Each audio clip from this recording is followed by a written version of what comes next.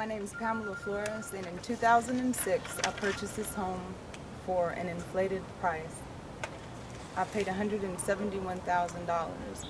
The appraisal came back at $225,000. I thought I was getting a great deal by Bank of America.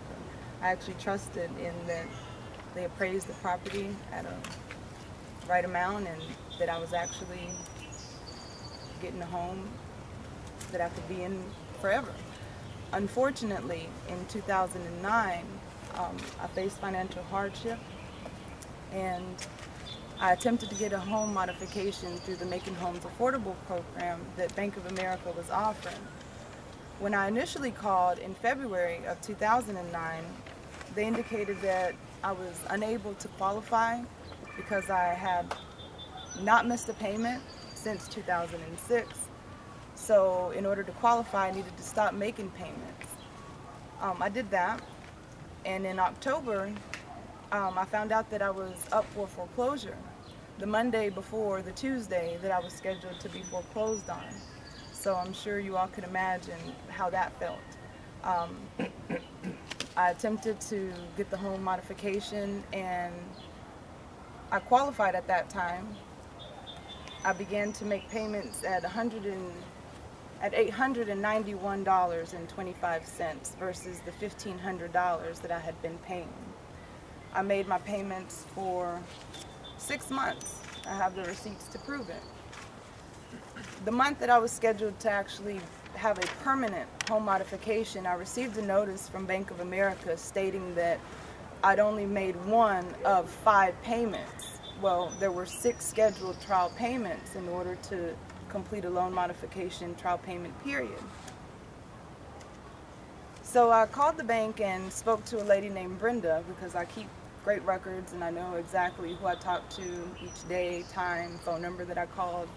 Well, Brenda actually indicated that it was true. They had no payments except for the one payment that was indicated in that notice. They told me that it would take several weeks to find the payments, to research it, so to continue making payments.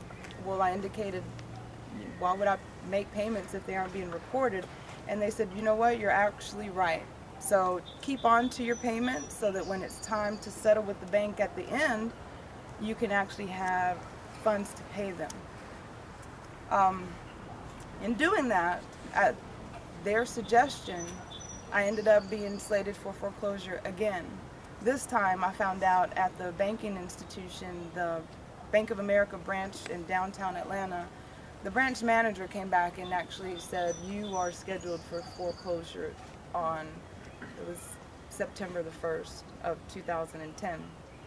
So with only 7 days before foreclosure, I rushed to an attorney to file Chapter 13 to save my home, because basically they indicated that because I'd failed to make trial payments on the Making Homes Affordable program, regardless of my dispute of having made payments and had receipts that I had them research and find, they told me that I was going to be foreclosed on because ultimately I'd failed to make payments, and that's what was on the record. Well, the attorney filed the Chapter 13. I avoided foreclosure that time, and Bank of America actually indicated that I could get a internal loan modification within the bank's bankruptcy department. So Bank of America toyed with me for 7 months, telling me that yes, you'll be loan modified, just send in your required documents. Then I actually was slated for foreclosure a 3rd time.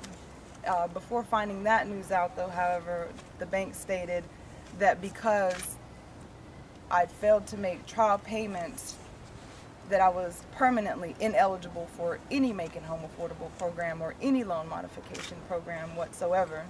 And I indicated that, listen, there's a research or some type of an investigation going on right now for the initial trial payments that put me in this boat. And they were like, well, I'm sorry, you're going to have to find another way, which ended up being Chapter 7. So that second bankruptcy prevented the foreclosure up until now. I was scheduled for foreclosure April the 3rd, last week, and through Occupy Atlanta's efforts and other efforts, we were able to get the foreclosure postponed until May the 1st. So I'm lost. I don't know what else to do now, especially considering that because of the foreclosure, my entire life has been altered. I was attending a master's program at Emory University for education, and I applied for a graduate student loan. It actually indicated that because of foreclosure proceedings, I was denied a student loan, so I actually had to withdraw from my master's program. And that has definitely altered the course of my life, my well-being, and not to mention that I can't sleep in fear of that the next day a marshal is going to come and evict me, even though I have proof that I made all the payments and made them on time. So hopefully this effort will wake up Bank of America, because this location is now officially a hub for any and everyone who has been victimized by Bank of America.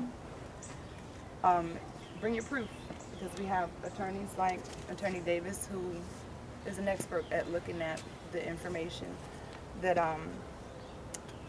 the victims of Bank of America and other banks, for that matter, have.